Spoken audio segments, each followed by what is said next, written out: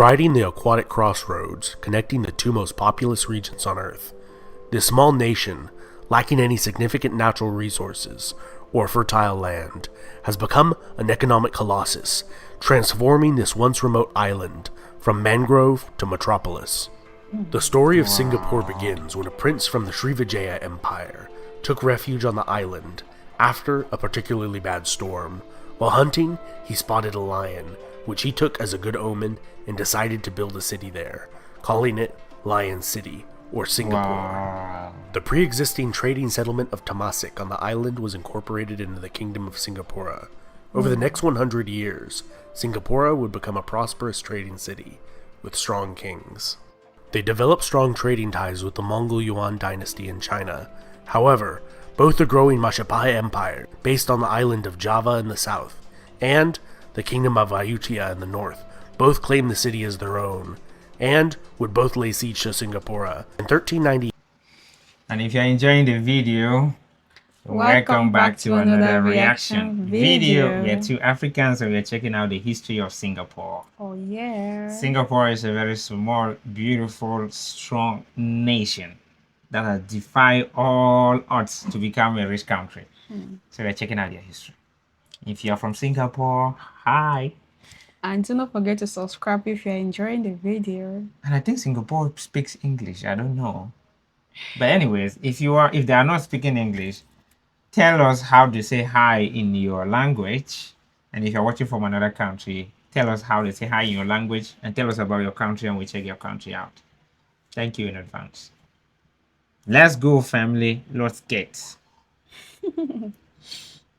I'm a former German. claimed the city as their own, and would both lay siege to Singapore. In 1398, it would be burnt to the ground. Why? The last Raja of the Kingdom of Singapore would escape to the north and found the Malacca Sultanate, converting from Hinduism to Islam. As a bustling international trading hub, Malacca emerged as a center for Islamic learning, dissemination, and encouraged the development of the Malay language, literature, culture, and arts. Malay became the lingua franca for the maritime Southeast Asia during this period, and the old settlement of Temasek was revitalized. Wow. This golden age came to an end when the Portuguese arrived and conquered Malacca. The Sultan's son would flee to Sumatra and found the Johor Sultanate, which Singapore was part of. In 1613, the Portuguese would burn the city to its foundations yet again, and the city was completely depopulated and would fall into obscurity for more than 200 years. During the Napoleonic Wars, the British were able to challenge the Dutch for supremacy in the region. It was then that Stamford Raffles established the trading post and port of Singapore. The son of a British sea captain, he joined the East India Company at the age of 14 as an office boy. We also acknowledge the fact that this video is not as long, so if there are some omissions or errors, please just correct us. Yeah, or you could better still send a link to a video that is maybe a little bit more explained than this one. Yeah. So please just let us know. Don't come at us because of course we don't know the history of Singapore. We're learning. And so if there are errors or there are omissions, please just kindly correct us. Thank you in advance. By the age of 24, he had learned the local languages in and around Malaya, and was promoted to governor of Java at the age of 30. There, he outlawed slavery in the former Dutch colony and encouraged private property ownership. In 1819, he entered into a contract with the Sultan of Johor for the sale of the island of Singapore to the East India Trading Company for the sum of 60,000 Spanish reales. In 1826, Singapore would be joined together with Malacca and Penang to form the Straits Settlements. The unprecedented free market policies that Raffles implemented attracted massive amounts of maritime traffic and migrants.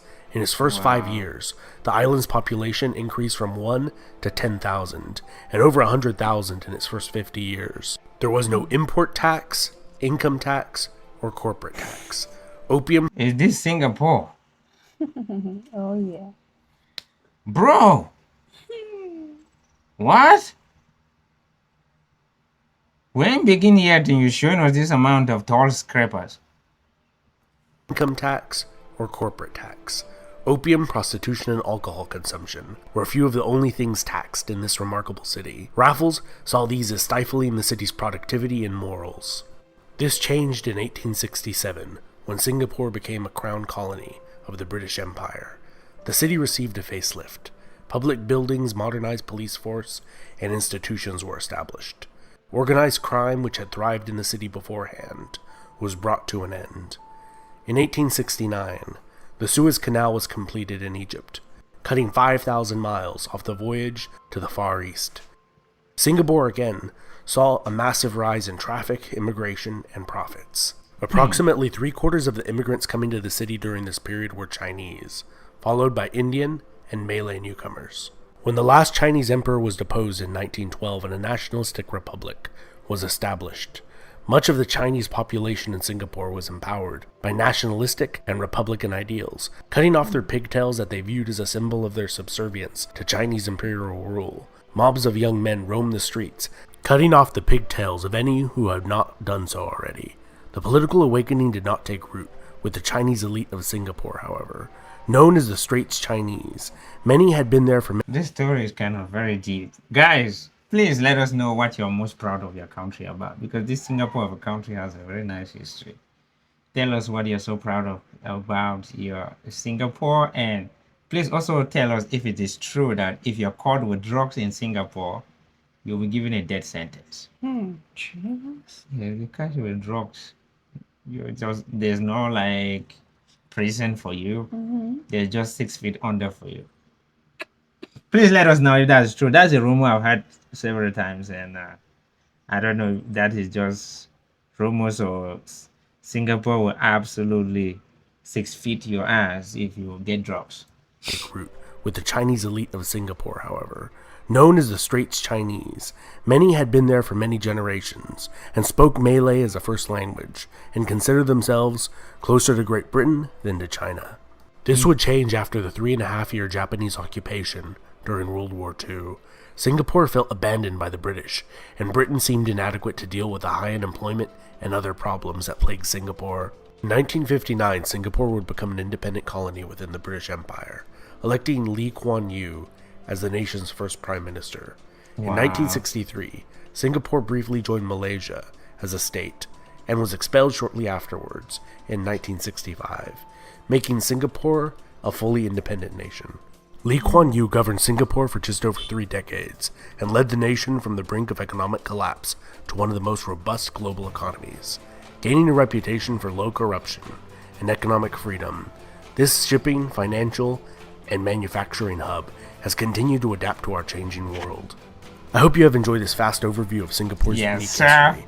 Don't forget to smash the like button, hit the subscribe, and ring the bell icon to get notifications every time I make a new video. Let me know what you think, what you liked, didn't like down in the comments. I always enjoy hearing what you have to say. Big thanks to my followers and patrons. You guys are fantastic, and you could be a patron too if you go head over to Patreon, and starting at just $1 a month, you can help support this channel. Oh, Singapore. Thank you. Thank you for watching. Let us know where you're watching from.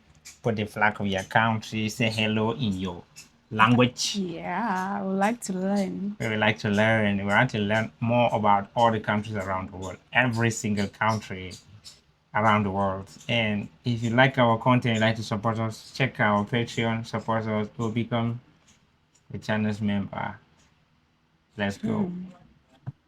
We love you so much. So much. Take care of yourself and always be happy.